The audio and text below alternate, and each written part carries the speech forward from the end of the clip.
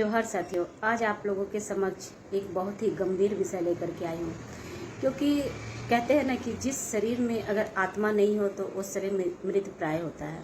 उसी तरह अगर समाज में भाषा नहीं हो, उसकी लिपि नहीं हो तो समाज मृत प्राय के बराबर है।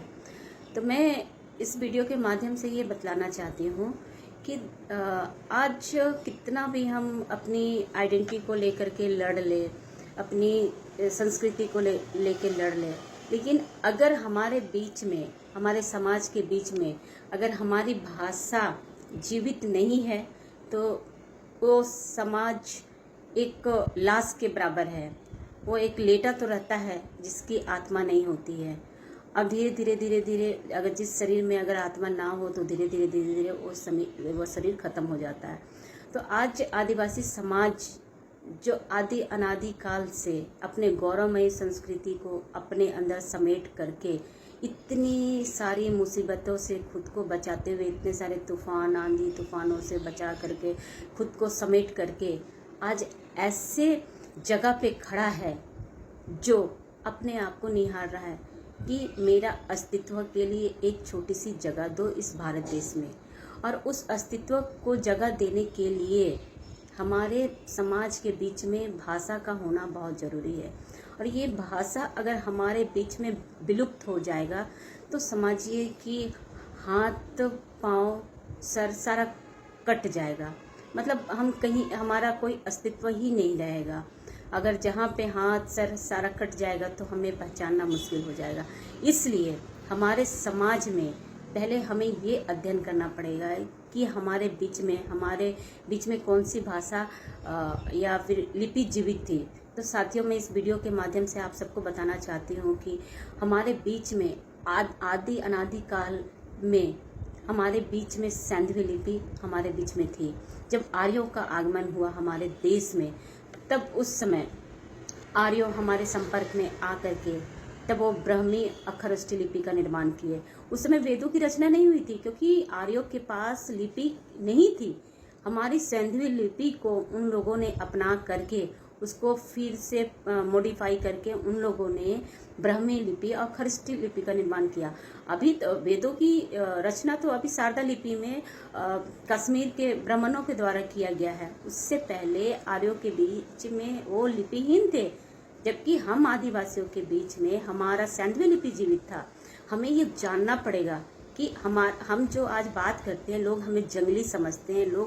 मैं कल ही एक पिक्चर देख रही थी बजरंगी, उसमें दिखाया गया कि आदिवासी का पहनावा उनको मतलब अजीब सा प्रेजेंट किया गया कि वो लोग इतने जंगली होते हैं कि उनको कुछ नहीं आता है, बस सिर्फ जंगल में रहना जानते हैं, उनका सेवन करते हैं। नहीं, मैं इस वीडियो के माध्यम से पूरे भारत के लोगों को बताना चाहती हूँ कि आदिवासियों की जितनी सुसज्जित संस्कृति थी, वो लोग कभी भी वो लोग व्यवस्थित नहीं थे। चाहे मोहनजोदड़ो का इतिहास को आप झाँक करके देखिए, वहाँ की सुसंस्कृति को देखिए। वो लोग भाषा, उनके बीच में जो लिपि थी उसी के आधार पे उन लोगों ने अपना पूरी संस्कृति, अपना जनजीवन का निर्माण किया था।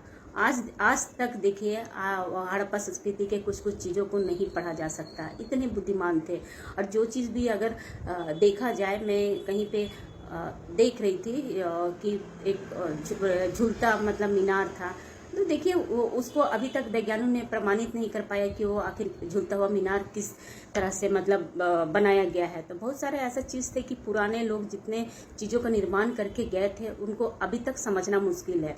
तो आदिवासियों के बीच में जो भी था वो आने के बाद, आर्यों के आने के बाद हमारा धीरे धीरे पतन होते गया। हमें इस तरह से प्रेजेंट किया गया कि हमारे आदिवासी सिर्फ जंगल में रहते हैं, जंगली है, राक्षस है, उनको कुछ नहीं आता है, कच्चा मांस खाते हैं और क्या बोलते हैं वो संस्कृति विहीन है।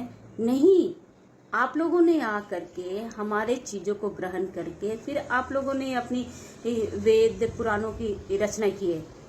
तो मैं ये कहना चाहती हूँ कि देखिए, आज़ादी के बाद होने के बाद, पुरानी तो छोड़िए, उसके बाद फिर धीरे धीरे हमारा जो भाषा, हमारी जो लिपि है वो 8वीं अनुसूची में शामिल नहीं किया गया। देखिए 22 भाषाओं में से सिर्फ और सिर्फ 2 हमारे आदिवासी भाषा को सम्मिलित किया गया, एक संथाली को और एक बोडो को। उसके बाद कोई भी भाषा हमारा 8वीं अनुसूची में सम्मिलित नहीं है। तो हम कहाँ से जीवित रहेंगे? हमें समझना होगा कि हम जिस देश में रहते हैं, मैं ओवैसी जी का शुक्रगुजार हूँ। कम से कम वो तो मीडिया के सामने कहते हैं कि आदिवासी यहाँ के प्रथम निवासी है। जब आदिवासी यहाँ के प्रथम निवासी है तो ये भी स्वीकार करना होगा कि आदिवासियों की यहाँ प्रथम भाषा लिपि थी, जिसको सैंधवी लिपि कहते हैं। वो बाद में धीरे धीरे वो ब्राह्मी लिपि, खरोष्टी लिपि, शारदा लिपि में कन्वर्ट होते गया। लेकिन वास्तविकता अगर इतिहास के पन्नों को पलट के देखते हैं तो थी हमारे बीच, शामिल नहीं किया गया। हमारा गोंडी भाषा 0.62 इसको 8वीं अनुसूची में शामिल नहीं किया गया। बोडो भाषा है जिसको 0.25 जिसको अभी सम्मिलित किया गया है। लेकिन थोड़ा सा हमें सोचना होगा कि हम जिस चीज़ के लिए लड़ाई लड़ रहे हैं, जिस बुनियादी संरचना के लिए लड़ाई लड़ रहे हैं, सिर्फ रोटी कपड़ा मकान खाना ही हमारी बुनियादी लड़ाई नहीं है। इसके अलावा भी हमारी लड़ाई है, और वो लड़ाई है आपकी भाषा की लड़ाई, आपकी संस्कृति की लड़ाई, आपके अस्तित्व की लड़ाई, जिसकी गरिमा टिकी हुई है आपकी आपकी भाषा के आधार पर। और जहाँ पे जिस चीज़ की अगर भाषा ही अगर धीरे धीरे विलुप्त होते जा रहा है, विलुप्त हो जाएगा, तो फिर हम समझ जाइए कि हम कहाँ चले जाएंगे, ये मुश्किल है। हमारे बुजुर्गों ने तो किसी तरह से खुद को संभाल करके आदि अनादिकाल 2500 से बहुत पहले से भी खुद को संभाला, अपनी भाषा को संभाला, अपनी संस्कृति को भाषा संभाला। आज हम जिस जगह पे खड़े हैं ना, उस जगह पे हमारा सब कुछ है। हवा में उड़ने के लिए हवाई जहाज है, लिखने के लिए कलम है, पढ़ने के लिए पुस्तक है, लेकिन फिर भी आज हम अपने पुरखों से कहीं ना कहीं बहुत ज़्यादा ही हम उन लोगों से क्या बोलूँ अनपढ़ होते जा रहे हैं। शायद ये हमारा दुर्भाग्य है कि हम जिस संस्कृति में जन्म लिए हैं, पले बड़े हैं, आज हम उस संस्कृति के बहुत सारे चीज़ों को खो रहे हैं, जो हमारे लिए आने वाले कल के लिए एक सर्वनाश का कारण बनेगा। और आज मैं नहीं बोलूँगी, लेकिन आज सारे लोग बोलते हैं कि आदिवासी आज अंतिम पैदान पे खड़ा है। इसके बाद शायद उसके लिए रास्ता खत्म हो जाएगी। इसलिए आप लोग समझिए कि हमारे बीच में क्या बचा हुआ है, और इन चीज़ों को बचाने के लिए आप सब आगे आए। धन्यवाद। सब्सक्राइब कीजिए हमारे चैनल को और बेल आइकन को दबाइए हमारी लेटेस्ट वीडियो सबसे पहले देखने के लिए।